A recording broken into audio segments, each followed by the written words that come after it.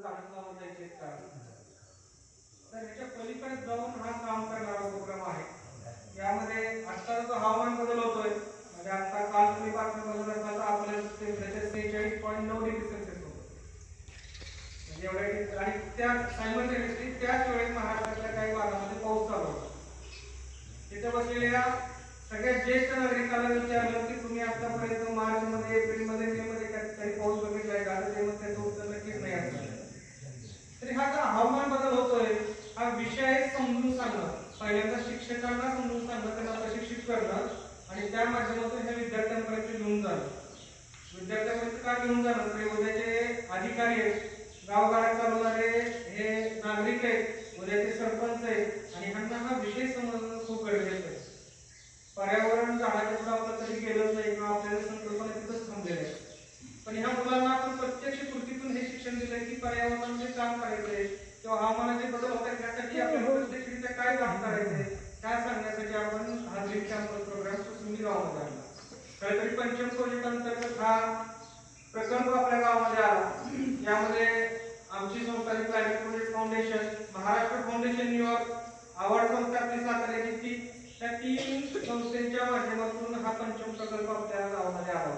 त्यातला green campus हा छोटासा भाग होता आणि ह्या ग्रीन कॅम्पसच्या माध्यमातून शाळेचं पूर्णपणे भौतिक बदल आणि वर्तणुकीतील बदल घडवून आणण्याचा आपण प्रयत्न केला. आता भौतिक बदल काय केले तर शाळेमध्ये 3 किलोवॅटचा सोलर पॅनल आपण बसवला. तर शाळेचं लाईट बिल आता हे शून्य झालं म्हणजे काय झालं, पुढचे 25 वर्ष शाळेला लाईट बिलच येणार. शाळेमध्ये रेन वॉटर हार्वेस्टिंग केलं, शेतावरचं पाणी संकलित करून आपण भूगर्भात सोडलं. त्याच्यावरती नंतर आम्हाला काय करायचंय, आमच्या इकडे प्रकल्प असतो पण ज्यावेळेस उन्हाळा येतो त्यावेळेस आपल्याला पावसाची परिस्थिती आपल्याला म्हणजे पाणी पावसाळ्यात खूप जास्त असतो पण उन्हाळ्यात आपल्याला पाणी पिण्याच्या पाण्यासाठी कमतरता असते. कारण की आपण मोबाईलचा रिचार्ज कसं करतो, मोबाईल आपल्याला बोलण्यासाठी रिचार्ज करावा लागतो. पाणी तर तसंच आहे, पाणी जमिनीतून आपण उपसतोय पण त्याचा रिचार्ज होत नाही, त्याचं पाणी कुठं जातं. त्या मुलांना समजलं पाहिजे की रेन वॉटर हार्वेस्टिंग म्हणजे काय, त्याचं रिचार्ज करणं म्हणजे काय, कचरा वर्गीकरण. आजकाल आपण पहिल्यांदा म्हणत गावात प्रवेश करताना हातात निघाले की समजायचं गाव आलं.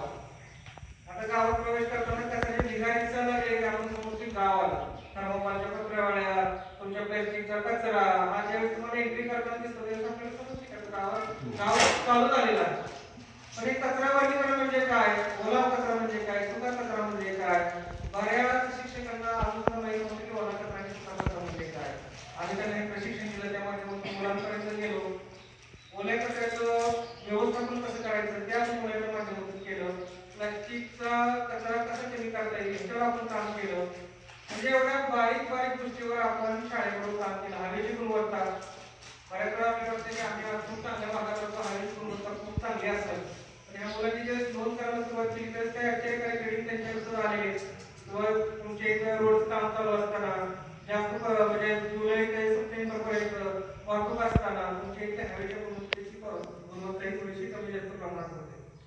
म्हणजे काही वर्ग कॉलेजच्या आतली गुणवत्ता म्हणजे आपण बाहेर कचरा करतो त्यातून धूर निघतो त्याबद्दल आपण सजग आहे. आपण वाटते काय तिथं खूप सारा कचरा म्हणजे धूर निघतोय तो घातक आहे, पण आपण घरामध्ये आपण शाळेमध्ये वर्ग खोल्यांमध्ये ज्यावेळी चप्पल घालून जातो आणि त्याची धूळ आतमध्ये जाते त्या धुळीमुळे श्वसनाचे आजार होतात. साधं उदाहरण तुम्हाला घरात सांगायचं झालं तर तुम्ही घरात जे उदबत्ती लावत असताना तुम्ही केमिकली जे फरशा पुसतात त्यातून सुद्धा आपल्या घरातलं प्रदूषण होतं खूप मोठ्या प्रमाणात.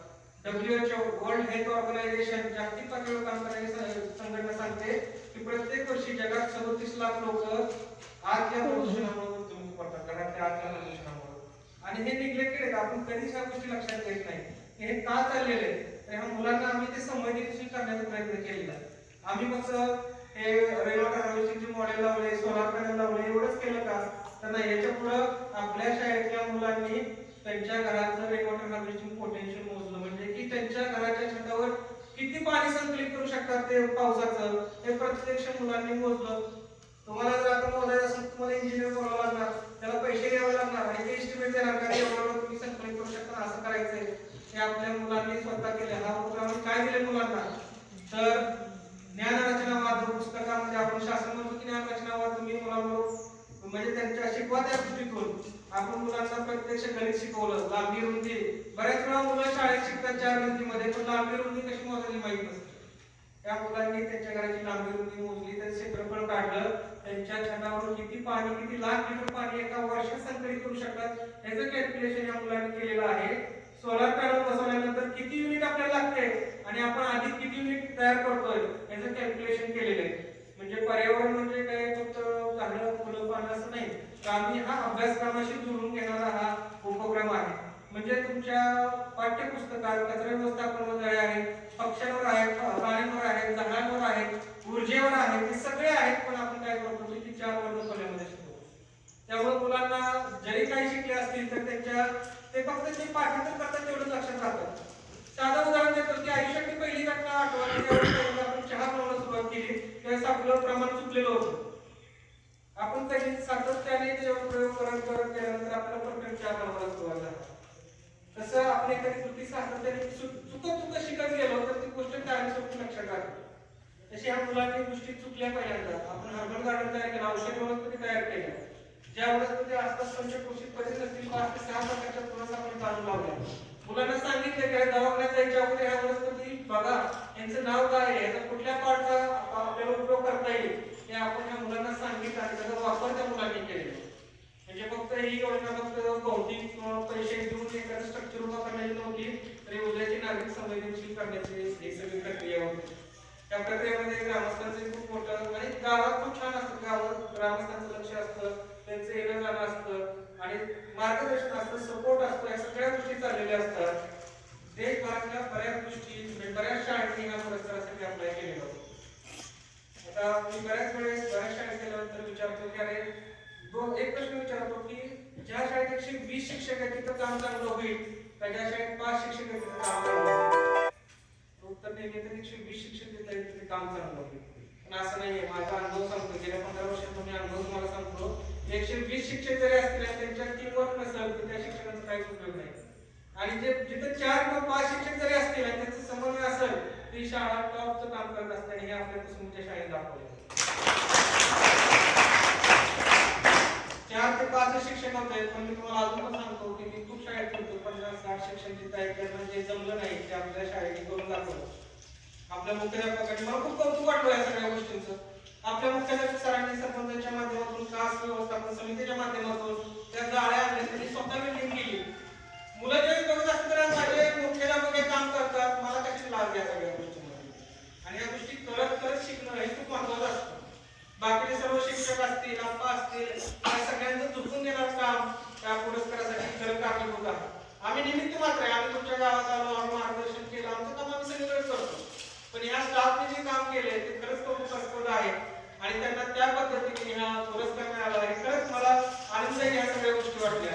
आताच्या ह्या कॅटेगरी जे आहेत त्यामध्ये जम्मू काश्मीरच्या काही शाळा आहेत, आसामच्या काही शाळा आहेत आणि तुम्ही कर्नाटकातल्या काही शाळा आहेत, गुजरातमधल्या काही शाळा आहेत आणि त्या शाळेमध्ये कुठेतरी देश पातळीवरच्या त्या शाळेत आपल्या शाळेचं नाव आहे. ते खूप कौतुकास्पद आहे. इथपर्यंत नाही, आमचं 11 देशामध्ये विविध आमचे ऑफिस आहेत, तिथपर्यंत ह्या शाळेचं काम त्यांचं नाव तिथपर्यंत पोहोचलेलं असतं. म्हणजे त्या शाळेला जागतिक पातळीवर पोहोचण्याचं काम आम्ही केलेल्या शाळेने त्या पद्धतीने प्रामाणिकपणे सुद्धा काम केलेलं आहे. जास्त वेळ देत नाही, मी बोलण्यापेक्षा ह्यांना ज्ञान बोलण्याचं खूप गरजेचं आहे. त्यामुळे पार्श्वभूमी होती की आम्ही कशा पद्धतीने तुमच्या शाळेमध्ये काम केलं आणि मुलांना काय खरं शिकायला मिळालं. कारण की मुलं हे आमच्यासाठी महत्वाचे आहेत. तुमचे सोलार पॅनल बसवला, रेमोट बसवलं हे माझ्यासाठी खरंच महत्वाचं नाही. त्या मुलांच्या वागणुकीत किती बदल झाला हा खूप महत्वाचा आहे. कारण वागणुकीतला बदल लवकर सहसा होत नाही. मी जर तुम्हाला सांगितलं की ही गोष्ट आपल्याला बदलायची, रेजिस्ट करतो आपण, आपला बदलाला पहिल्यांदा आपण काय करतो, विरोध करतो, कुठलाही बदल असू द्या. पण ह्या मुलं आहेत की मुलांना गोष्टी समजून सांगितल्यानंतर त्यांनी खूप चांगल्या प्रकारे हा बदल स्वतःमध्ये करून घेतलेला आहे, शिक्षकांनी करून घेतलेला आहे. आणि शिक्षकांनी फोन येतात सर आम्ही आमच्या शाळेत असं करतो, तसं करतो, मुलं असं करतायत, आमच्या कामाची खरंच एक पोचवा होती. आणि असंच काम तुम्ही करत राहा सर. तुमची शाळा पुन्हा एकदा सगळे पटसंख्या वाढावी, सगळे शिक्षक परत माघारी यावेत, गावाने यासाठी प्रयत्न नक्कीच करावेत. कारण की आत्ताच शाळा बंद झाली तुमच्या आपल्या गावासाठी कदाचित ही एवढी मोठी बाब नसणार आहे, पण पुढच्या काही वर्षांसाठी हे आपलं दुःख होणार आहे. कारण की सगळ्यात मोठा प्रश्न मुलींचा प्रश्न होणार आहे.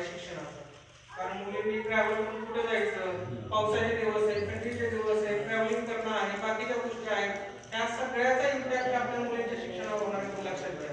मी एवढं करतो मी सगळ्या गोष्टी बघतो आजकाल सगळं जग आपण बघतोय त्यामुळं पहिल्यांदा जो परिणाम होणार आहे ते मुलींच्या शिक्षणावर परिणाम होणार. त्यामुळे तुम्हाला शक्य तेवढा जोर लावा प्रयत्न करा.